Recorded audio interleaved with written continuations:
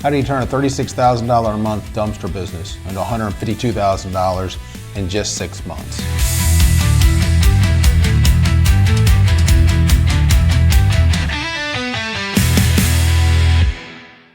My name is Charles Burns. I'm the marketing partner of Pack Mule Dumpsters, and I also own Five Rivers Marketing as well. And we have Todd Atkinson here, the owner of Pack Mule Dumpsters. Before we get into breaking down exactly how we went from $36,000 a month into $152,000 per month, we're going to kind of start with our relationship and how we got started. Ironically, we're right here where we had our first date. Over 3 years ago, This is the first place that we met at. Yeah, for, in this exact meeting table. Yep, for your other business, Pristine Environmental. Yes. Dumpsters were going to be this secondary business just to kind of keep us busy and have us doing some stuff. And then that exploded. And then the environmental business, environmental brokering was what it was going to be, is kind of just faded. I've had some interest, I've had some meetings, but I just haven't really pursued it. So yeah, the environmental side is basically, I don't want to say null and void. We're still running a webpage, we're still getting hits, but it's just not. Since the beginning, I kind of 3 years ago. Yeah, took a little bit of pride in kind of directing Pack Mule a little bit from like a standpoint of like motivation. So kind of like pushing the weekends like we did in the beginning, and then I believe maybe around 7 months into it, actually for a little while, not too long, I started calling people with all the leads that came in, started booking dumpsters, and around that time period is when we arranged that just in general 10% of the marketing budget will be in my control, whether or not that's spent all on Google Ads or kept in my pocket, and I get sort of the leftovers of that. Because I know the thing that you pushed a lot was 10% of marketing, not just only with this company, you talked about it previously. So, I mean, where do you think that mentality of 10% marketing came from, and sort of why do you have it? Any major business, Fortune 500 company, spends between 10 to 20% in marketing, whether that's, just plain advertising, whether that's commercials, whether that's, I feel like we do it at a lower level. We're not doing commercials even on local television, which we've discussed, but we still don't know what our demographic really is, to where is that going to make sense for us to throw a commercial out there, on the 10 o'clock news. We don't know. It may be fun to even find out. Starting in the early 2000s, everybody wanted to get into, we can launder this, and we can recycle that, and we can take your water, and they all diversified out because they said, well, we have all these ends with these purchasing agents, so we're just going to do everything. And you know what happens when you do everything? You don't do anything good. We see so many of these people, well, we're just a mom and pop shop. We can't afford 10%. Yep. You can't afford not to do 10%, to be honest. I mean, because if you're not doing it, somebody else is. Yep. And that's just the way it boils down to. Yeah, and we knew that going into it. Yep. I mean, we knew that from the very start. We were going to have to pour money into marketing, or we weren't going to get our name out there. Yep. Running a dumpster company isn't for the faint of heart. It's long hours, juggling drivers, chasing payments, all while trying to keep the next job on track. I'm Todd, owner of Pack Mule Dumpster Rentals. Trust me, I've lived every headache you're dealing with right now. That's why we built Bin Boss. It's more than software, it's a system that makes your dumpster business run like a machine. So you can handle more jobs without more trucks, let customers book online anytime, keep them happy with real timelines, and finally get invoices out before they collect dust. We haul too, and that's why this works. You want to see how it can transform your business? Bet on yourself with Bin Boss and book a demo today.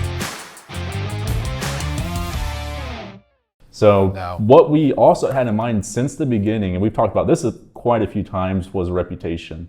I mean, just focusing on reviews, and officially we have 3 locations and we're sitting over 1,000 reviews in just about 3 years, which is really impressive. So, especially this day and age though, right? Because you're pushing, and it's working, you're pushing the marketing side to order online.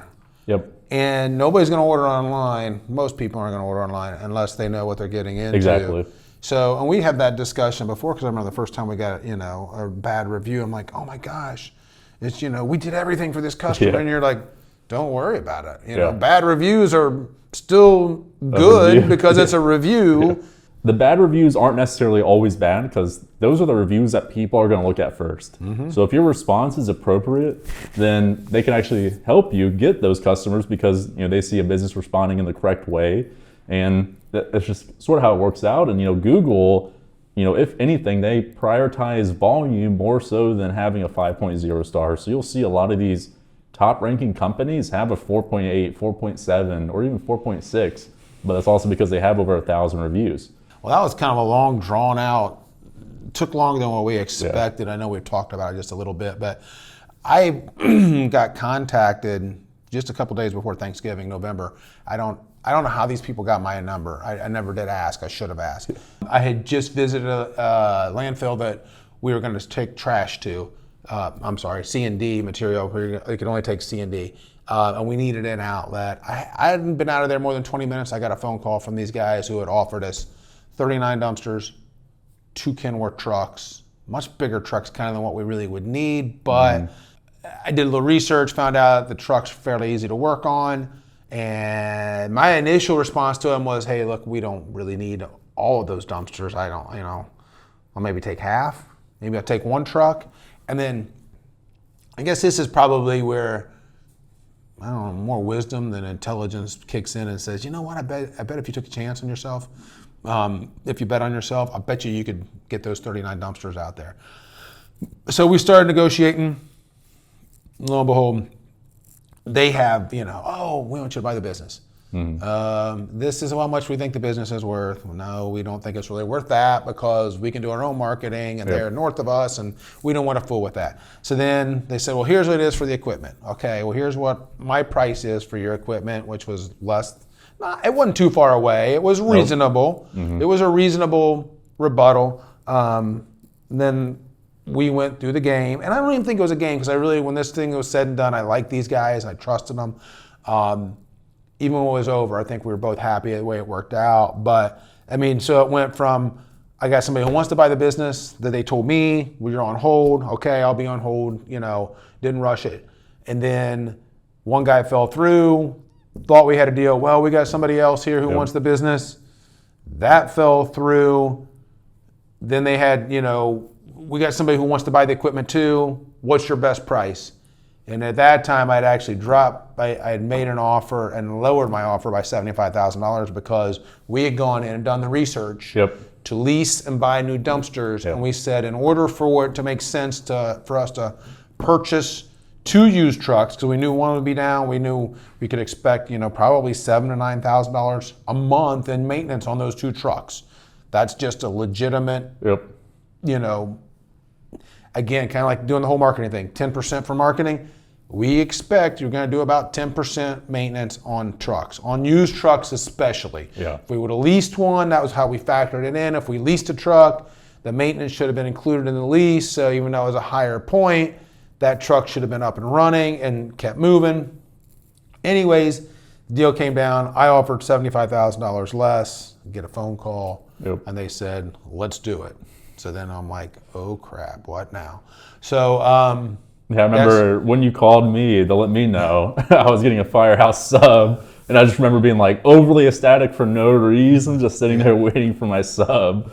Because this was probably like at least 90 days, like if not longer. It was longer. And even towards the later half of that, it was really a mystery, like whether or not this was going to go down.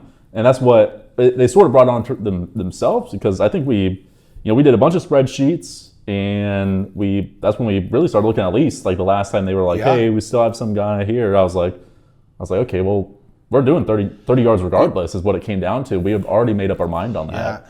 So we're saying, okay, we lease a truck, get 20 dumpsters. It's almost more valuable than buying this equipment at the price that they have it at. And that's why we lowered it, not just because we wanted to, it's just because it had to be at a price point that made sense. So, the next big thing we need to answer here is, and kind of talk about, is how we rented 39 30-yard dumpsters out within 5 to 6 months. And that was part of what I had to give Todd the confidence in, like there's a market. It's like we already knew contractor wise we can get them out there and start getting in front of people.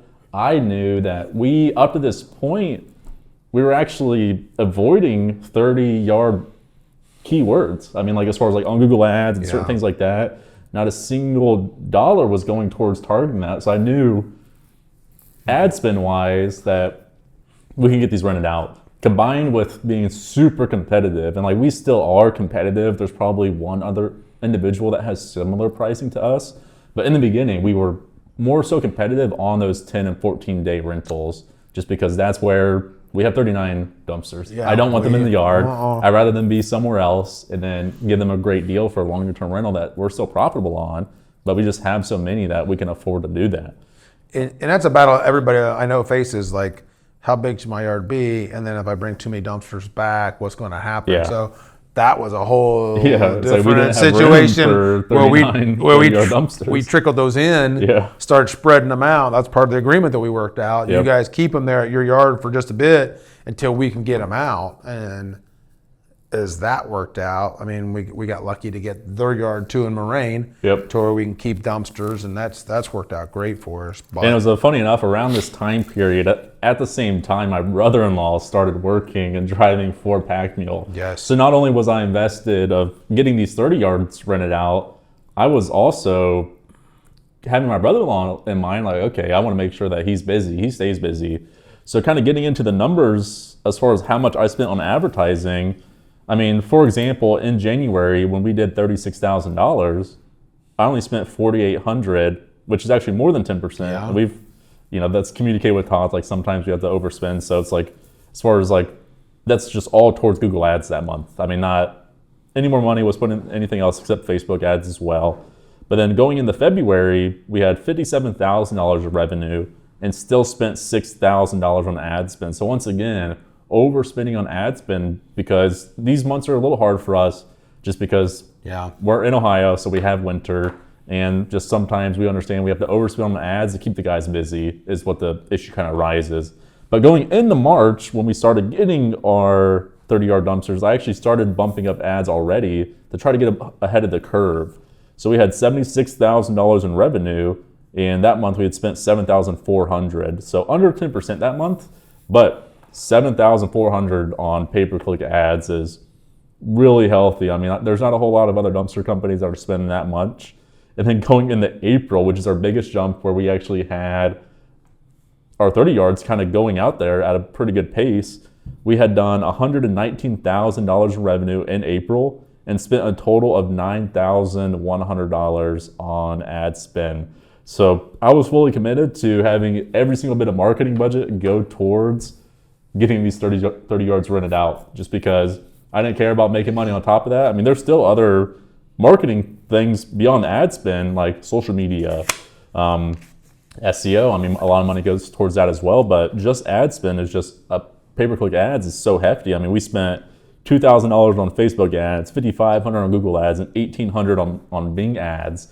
So we were doing the most that you could in the position we were in to get these 30 yards rented out. So the whole point of this conversation is not to be afraid to spend the money. And the reason we weren't afraid is just because it was an entirely new market for us. Yeah. So not only were we already getting calls for 30 yards, we can overspend on pay-per-click ads and then also do some like door-to-door sales and kind of talking to people in the industry as well to get in front of these contractors and other companies. Talking about some of the wins and failures of the last sort of 6 months or first 6 months of the year 2025. Memorial Day, we had a big slowdown. Every business, it seemed like I was talking to, experienced a little bit of a slowdown.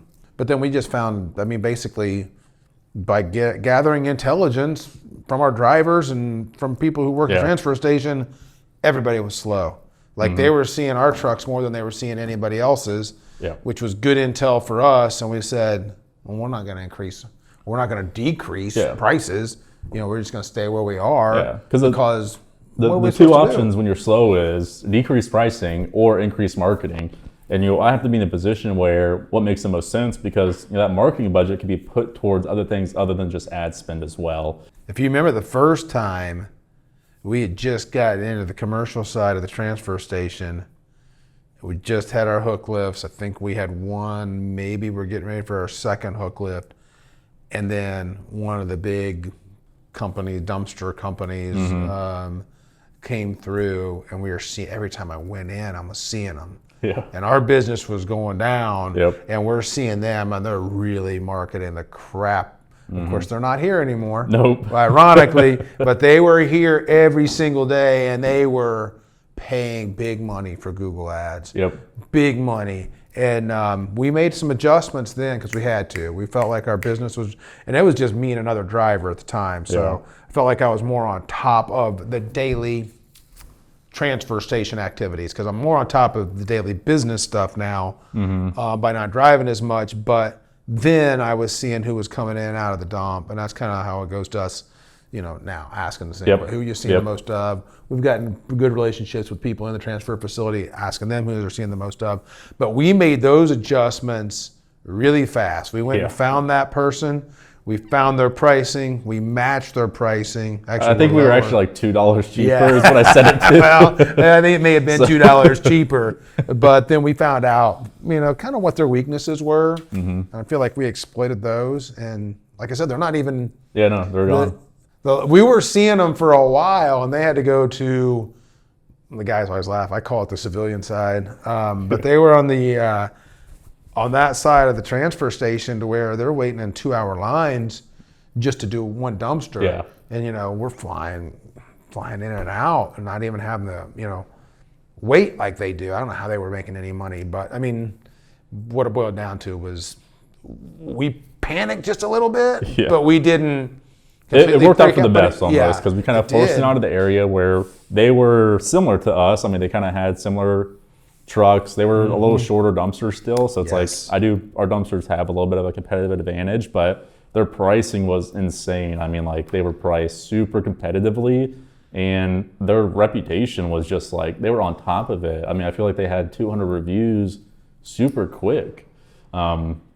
But the good thing we've always done has been on top of pricing. Like we're not afraid to make price adjustments when we need to because we have people that drive for us now. It's like we need to keep them in mind. Like we want to keep them busy. And like our model has always been have, more volume and higher revenue and less margins just because that's what's worked out for us like when we needed to rather than trying to maximize the most expensive dumpster and have the highest margins we could and less volume. It just doesn't make sense for what we do. We know what we need to be, and we've set that with our mileage. We know here's our mileage radius. Here's the amount of pounds you can put in there.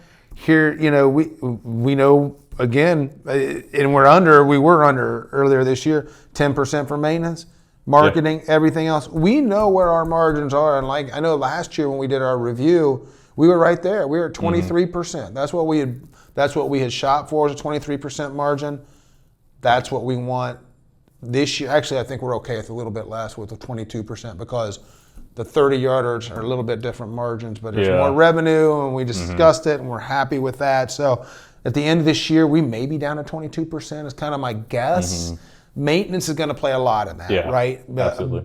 Because even though we've had some issues, we haven't had any major issues like that really bring us down, or that was, a new engine or new hook or whatever it may be. That hasn't hit yet. But I mean, I feel like we could talk for an hour just on people who start a business and have no idea what their margins need to be. Yeah. And the biggest issue is a lot of people have the mindset of a driver and not the mindset of a business owner. It's like you can't always do everything just because then you're not going to be able to be competitive enough in the industry. I mean, you can hire people out, and I know it's a hard thing to do, and that's what's businesses work by building relationship with people that are flexible. I mean, the first person we had driving for us, Austin, I mean, he was super flexible and definitely he was definitely a very important stepping stone for us to kind of grow the business. So it's definitely just a little bit of like a mindset difficulty for some people. But kind of moving into the 30 yards, getting back on track with that, one of the biggest things you mentioned earlier was, nobody on the team had CDLs. And we kind of talked about that. So kind of explain how that worked out and like sort of what we did to get those CDLs and who we have. Well, that's changed a lot in our state to where you now have to. It used to be, like I have some friends, all they did to just get their CDL, they just went and took the test. And that was all they had to do. Now you got to get trained and you got to get a certificate. So we found a state that would train us up fast. Like in Ohio, I think it's still a 3-week training period just to get your certificate, to then go take a test and then see if you pass or not. We found an out-of-state person company, training facility that would put our guys through in 3 days, train them up, give them a certificate, and when they came back, now they still had to get their learner's permit, or I forget the exact word. Yeah, they had to take a test. It's like a pre-CDL. So they had to pass that test in Ohio. Yep. Then when they went and got this training certificate, they came back, they were good to go. Yep. Now it's a Class B. We could have done Class A, which would have been like a day longer and cost some more money, but we just needed a Class B, so we stayed with that. But and I mean, it worked out really well because it was so long where we didn't know if this deal was going to happen, where if we had to wait another 3 weeks to get our drivers to have a CDL, I mean, that would have been so much lost revenue. We would have probably been behind the curve a little bit going into spring. So having the opportunity to have someone just take that test, spend 3 days to get a CDL was huge, because once that decision was made, I mean, he got booked and we were probably going within 2 weeks as far as like having our first 30-yard rented out. I mean, it was a very quick, this deal's happening to our first one getting rented out. And I feel like I'm probably going to send whoever we hire. We've got some guys now who don't have their CDL. If they do want to get it, we can have them up there and trained in just a matter of. I mean, I think it takes us last time it took like 6 weeks from the time we called to get somebody into a school. Yeah. So I don't know where that stands now. I haven't called them, but I feel like if somebody says, "Hey, I went in, I want to start running the big trucks," I think that we could say, "All right, you're going to go out to training in 6 weeks, and you'll be driving them in no time." Our good numbers for June and July were all because of roofing jobs. Yeah. We have nice equipment and we have wonderful drivers. Communication all around is great. Booking online is a really easy experience for a lot of people as well. And we just hit 7 figures not a couple weeks ago. It's a big deal. Yeah, I mean, absolutely. 3 years old, $1 million we build. Yep.